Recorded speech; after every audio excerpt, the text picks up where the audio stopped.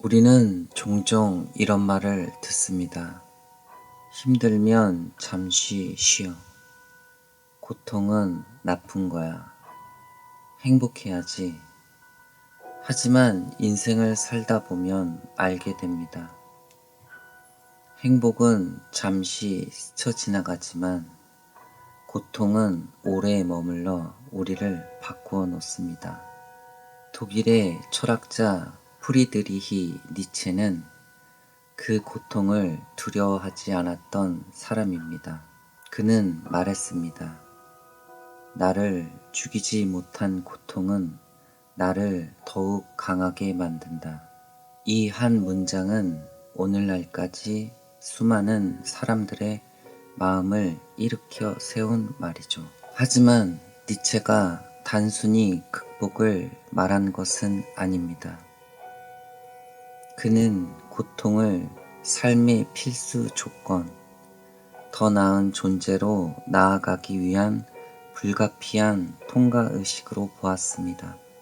오늘은 니체가 말한 고통의 가치를 통해 삶의 깊이를 다시 바라보려 합니다.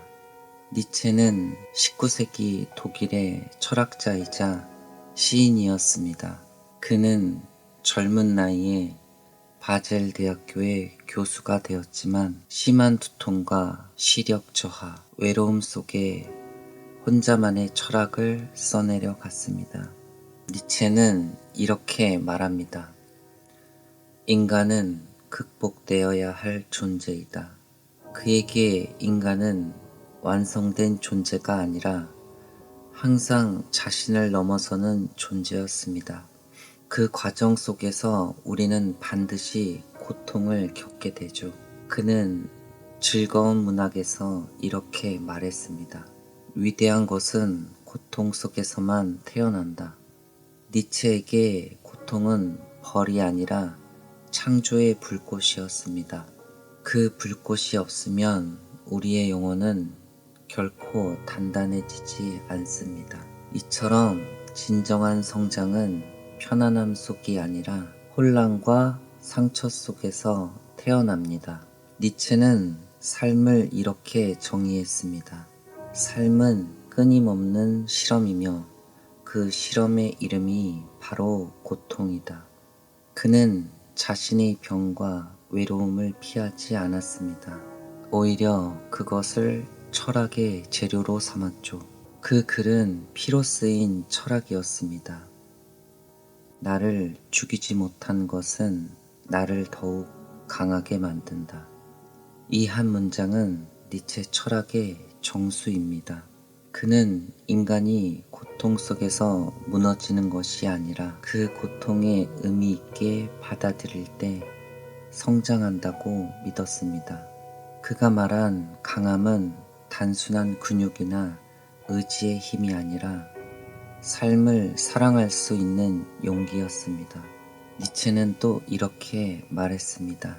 나는 나의 운명을 사랑한다. 그는 운명을 피하지 말고 오히려 사랑하라고 말했습니다.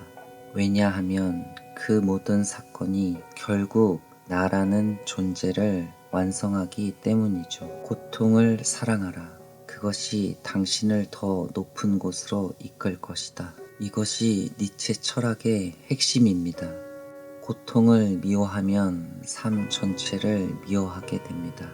하지만 고통을 끼얹으면 그 속에서 의미와 기쁨을 찾게 되죠. 이건 단순히 정신 승리가 아닙니다. 실제 니체 자신이 신경통, 시력 손실, 인간관계의 단절, 그리고 정신적 붕괴 직전의 고통 속에서도 끝까지 글을 썼기 때문입니다. 그의 삶이 바로 그 철학의 증거였습니다. 니체는 말년에 거의 시력을 잃고 정신이 붕괴된 상태에서 생을 마감했습니다. 그러나 그가 남긴 사상은 이후 전 세계 철학, 문학, 예술에 깊은 영향을 주었습니다. 그는 마지막까지 이렇게 믿었습니다. 삶은 고통이다. 하지만 그 고통 속에서 웃을 수 있다면 그것이 바로 위대한 인간이다. 이 말은 단순한 강요가 아닙니다. 그는 실제로 그 길을 걸었습니다. 고통을 피하지 않고 그 속에서 새로운 의미를 찾아낸 사람이었죠. 니체의 철학은 결국 이렇게 말합니다. 삶을 있는 그대로 사랑하라. 그것이 지옥이라도 그것을 사랑하라. 이것이 아모르 파티, 즉 운명을 사랑하는 태도입니다. 삶이 뜻대로 되지 않을 때 그 속에서도 이것 또한 내 일부다 라고 받아들이는 것. 그때 인간은 더 이상 흔들리지 않습니다. 오늘 당신에게 닥친 고통이 있다면 그것을 두려워하지 마세요. 그 고통이 당신을 더 단단하게, 더 깊은 사람으로 만들어 줄 것입니다. 니체의 말처럼 나를 죽이지 못한 것은 나를 더욱 강하게 만든다. 그 문장이 오늘의 당신을 일으켜 세울 것입니다. 고통 속에서도 스스로를 잃지 마세요. 그 속엔 당신이 성장하고 있는 증거가 있습니다. 하루를 바꾸는 단 한 문장, 우리 명언 연구소였습니다. 사랑합니다. 당신이 바꿀 수 없는 것을 내려놓아라. 우리가 살아가는 하루하루는 의도하지 않은 일들로 가득합니다. 사람의 말 한마디에 마음이 흔들리고 계획한 일이 어그러지면 순식간에 감정이 뒤집히기도 하죠. 그럴 때 문득 이런 생각이 듭니다. 왜 내 뜻대로 되지 않을까? 고대 로마의 철학자 에픽테토스는 이런 상황에서도 오히려 이렇게 말합니다. 문제는 세상이 아니라 세상을 바라보는 당신의 마음이다.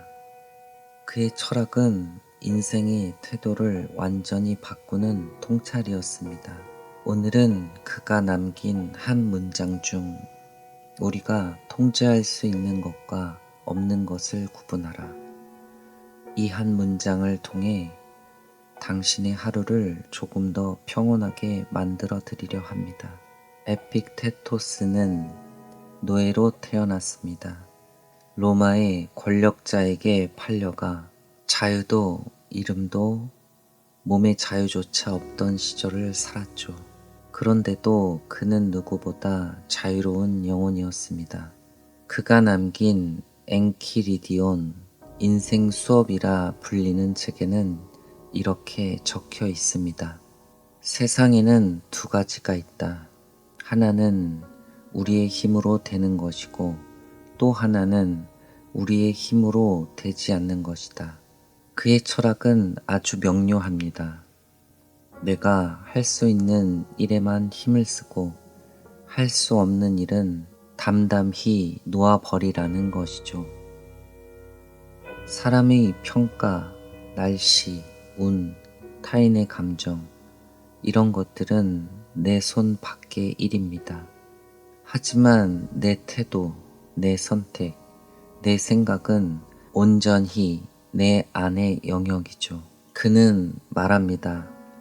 자유는 외부의 조건이 아니라 마음의 상태다.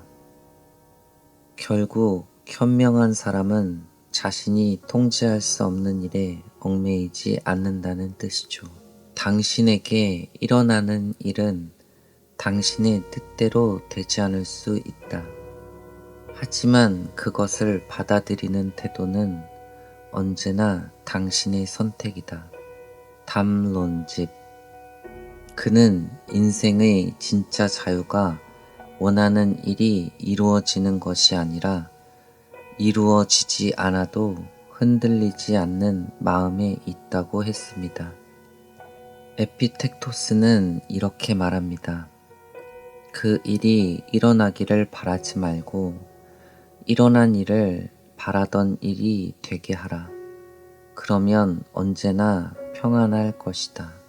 현실을 받아들이는 것이 결국 마음을 다스리는 첫 걸음이라는 뜻입니다. 현대 심리학에서도 이 철학은 인지행동 치료의 핵심 원리로 이어졌습니다. 인간이 우리를 괴롭히는 것이 아니라 그 사건을 해석하는 생각이 감정을 만든다는 것이죠.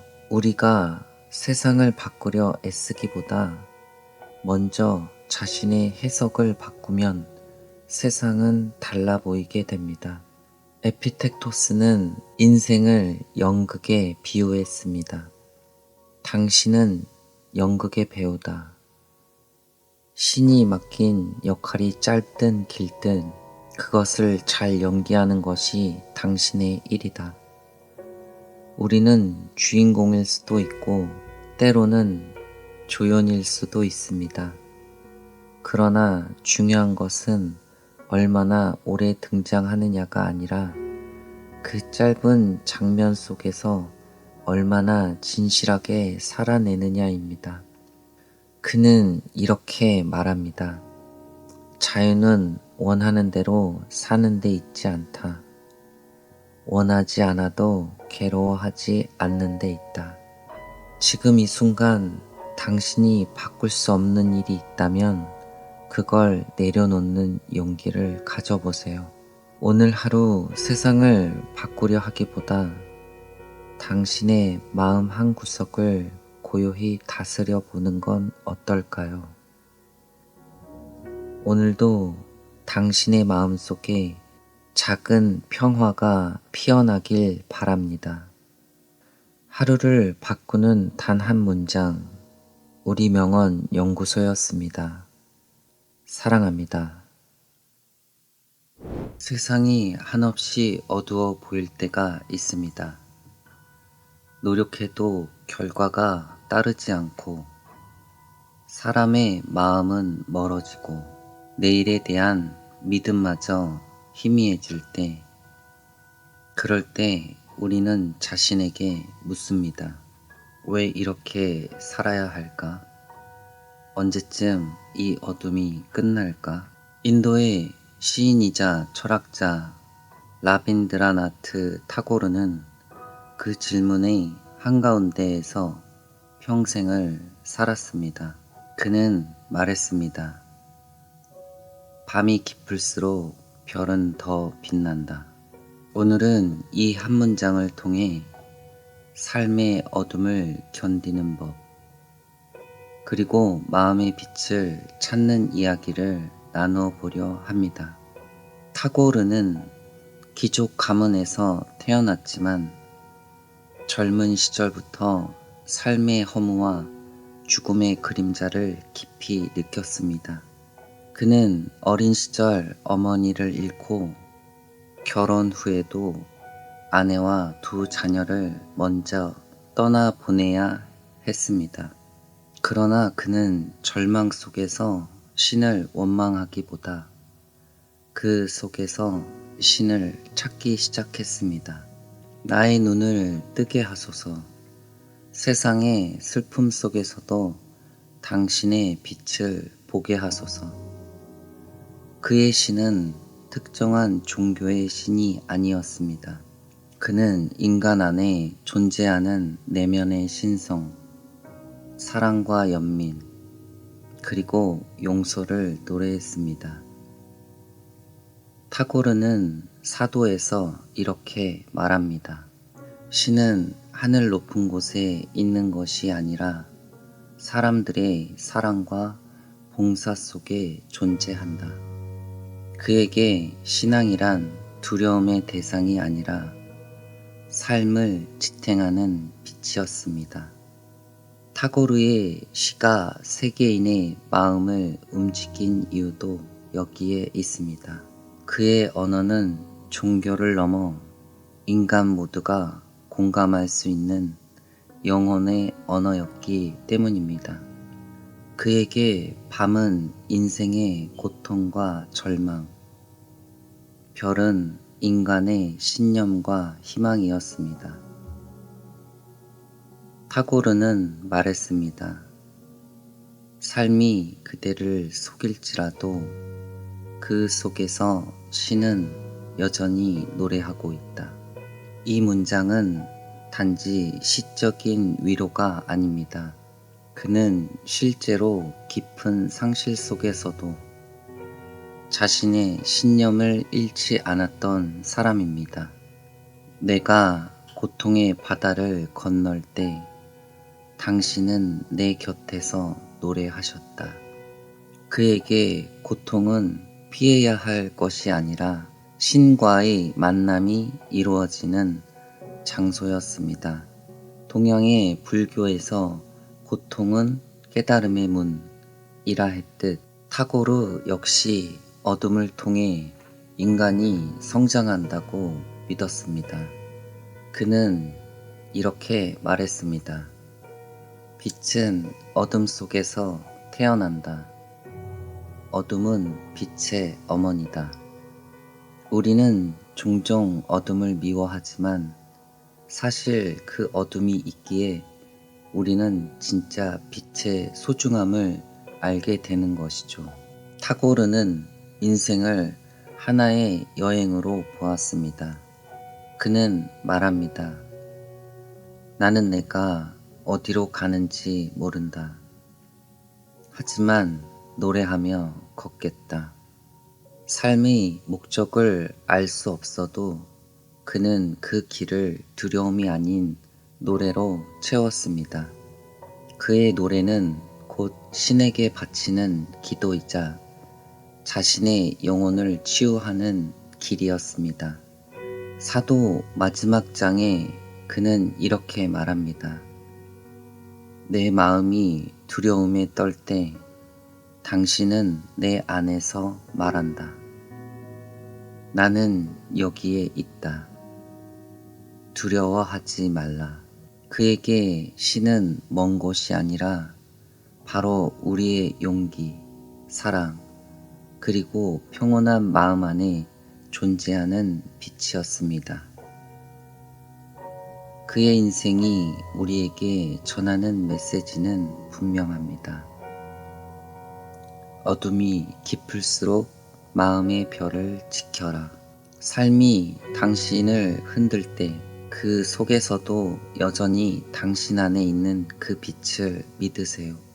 그것이 희망이며 그것이 신이 타고르에게 가르쳐준 사랑이었습니다.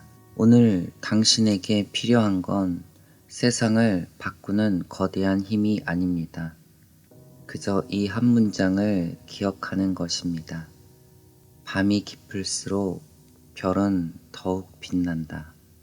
오늘도 당신의 마음속에 작은 별 하나가 빛나길 바랍니다. 하루를 바꾸는 단 한 문장. 우리 명언 연구소였습니다. 사랑합니다. 올려다보면 끝없이 깊고 고요한 어둠 속에서 작은 별들이 반짝거립니다. 하지만 우리가 보는 건 단지 빛일 뿐 그 속에 담긴 이야기까지는 보이지 않죠.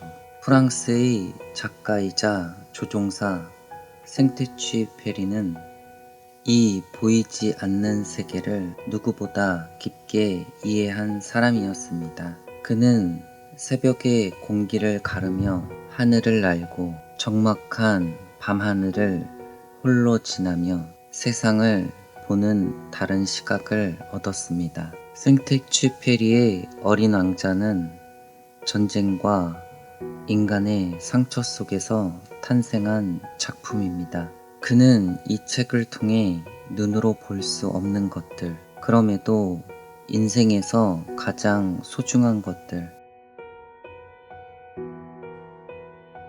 조용한 목소리로 우리에게 속삭입니다. 오늘은 생테쥐페리가 남긴 그 한 문장을 사람의 마음과 삶의 진정한 가치를 이야기해 보려 합니다. 그는 단순한 작가가 아니었습니다. 그는 실제 비행사, 그것도 위험한 항로를 가로지르며 수많은 생사의 순간을 통과한 사람이었습니다. 그의 회고록 인간의 대지에서 그는 이렇게 말합니다. 하늘 위에 있을 때 나는 비로소 인간의 본질을 본다. 그는 사마귀를 나는 비행기 안에서 문명도 이념도 욕심도 모두 사라지고 오직 인간 그 자체만 남는다고 말했습니다. 위험한 비행 속에서 그는 사람을 지탱하는 건 결국 마음, 그리고 서로를 따뜻한 마음씨라는 걸 깨달았죠. 그는 삶의 의미를 겉으로 드러나는 성공이나 명예에서 찾지 않았습니다. 그에게 중요한 건 위험 속에서도 광활한 하늘 속에서도 자기 마음을 잃지 않는 것이었습니다. 그는 인간이 살아가는 목적은 자신이 맡은 작은 일을 통해 누군가에게 의미를 건네는 것이라고 말했습니다. 그의 시선은 늘 보이지 않는 가치를 향하고 있었죠. 가장 중요한 것은 눈에 보이지 않는다. 어린 왕자. 이 문장은 여우가 어린 왕자에게 알려주는 비밀이었습니다. 여우는 어린 왕자에게 길들여진다는 것, 누군가를 마음에 담아 사랑하게 된다는 것은 겉으로 보이는 형태가 아니라 두 사람의 보이지 않는 마음속에서 시작된다고 말합니다. 생텍쥐페리가 말하는 보이지 않는 것은 무엇일까요? 그것은 사랑, 책임, 신뢰, 진심, 존재의 의미입니다. 실제로 어린 왕자 속 여우는 이렇게 말합니다. 내가 내 장미를 위해 보낸 시간이 내 장미를 그토록 소중하게 만든 거야. 눈에 보이는 꽃 자체가 중요한 게 아니라 그 꽃을 위해 쏟아온 마음이 소중한 것입니다. 그는 사랑을 무언가를 갖는 것이 아니라 무언가를 돌보는 책임이라 했습니다. 그래서 그는 또 이렇게 말합니다. 너는 내가 길들인 것에 대해 영원히 책임이 있어. 오늘날 많은 사람들이 겉으로 보이는 것만 보고 판단합니다. 하지만 그는 말합니다. 그런 것들은 모두 껍데기일 뿐이고 진짜 가치는 늘 보이지 않는 마음속에 있다고. 그는 말년에 실종되기 전까지 전쟁 속에서도 끝까지 비행을 멈추지 않았습니다. 그가 마지막까지 믿었던 것은 인간의 본질은 마음에 있다는 진리였습니다. 그의 작품은 모두 같은 이야기를 하고 있습니다. 눈으로 보는 세상은 불완전하지만 마음으로 보는 세상은 진실하다고. 사람이 사람을 이해하게 만드는 건 말투가 아니라 진심이며 함께 보낸 시간이 존재를 특별하게 만든다는 것. 그는 인생을 이렇게 말합니다. 사람은 오직 마음으로만 올바르게 볼 수 있다. 보이는 것이 전부가 아니고 보이지 않는 것들이 인생의 핵심이라는 뜻입니다. 오늘 당신이 보는 풍경이 평범해 보여도 그 속에는 보이지 않는 소중한 시간이 흐르고 있습니다. 당신이 좋아하는 사람도 당신이 하는 일도 모두 마음이 닿는 순간 비로소 의미를 갖게 되는 겁니다. 오늘 하루 눈에 보이는 것만으로 판단하지 말고 그 안에 숨어있는 따뜻한 마음을 조금 더 느껴보면 좋겠습니다. 당신의 하루에도 보이지 않는 따뜻함이 조용히 스며들길 바랍니다. 하루를 바꾸는 단 한 문장, 우리명언 연구소였습니다. 사랑합니다.